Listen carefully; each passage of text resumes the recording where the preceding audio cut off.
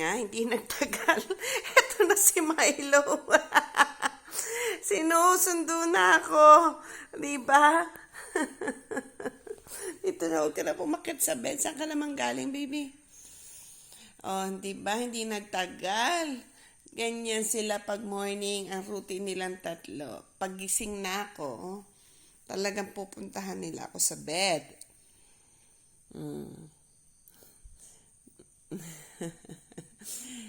Ay, nako. Talagang nanunundo ang aking mga babies. Talagang susunduin ka. Ano na, Milo? Hindi ka dito natulog kagabi, ha? Si Kofi lang ang katabi ko. Oh, ayan si Kofi.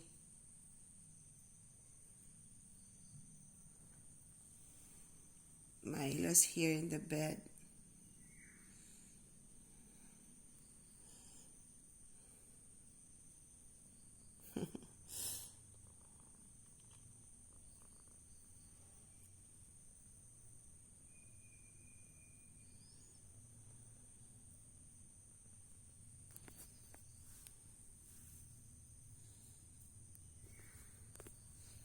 Tiyo, ano ba yan?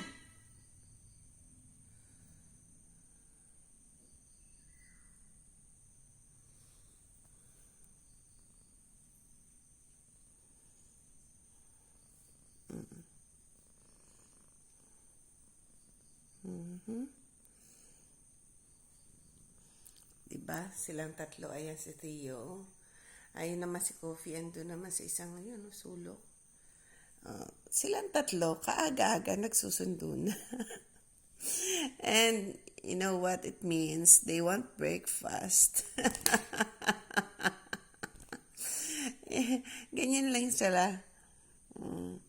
They want an early breakfast. Ano na pag alam nagising na ako.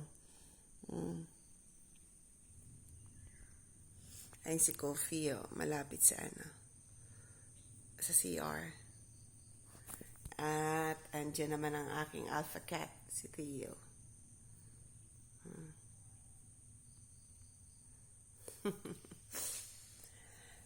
Kapag may mga babies ka na ganito, nakakatanggal stress, ha?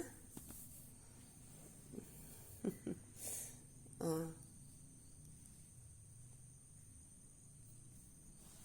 Tada.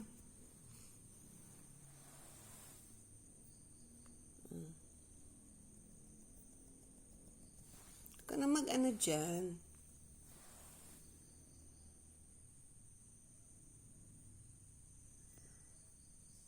Saan ka natulog? Hindi ka naman dito pumunta kagabi. Saan ka natulog?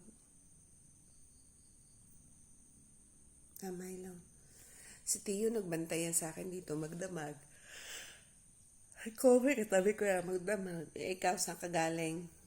Doon ka lang sa sala?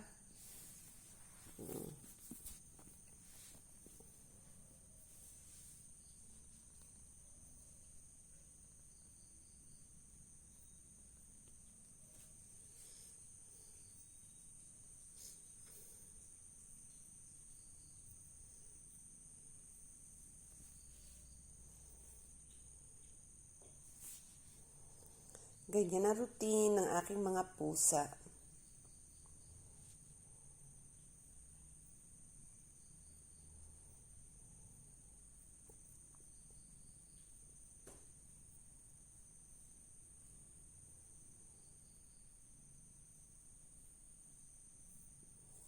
Ano man tinatabunan mo dyan, Tiyo?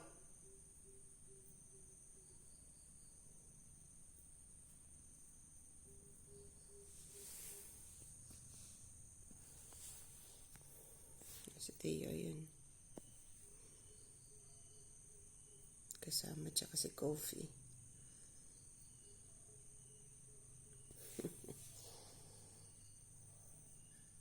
Okay na. Babangon na si Mami. Maliligo muna ako bago ako kayo pakainin ng food. Ha?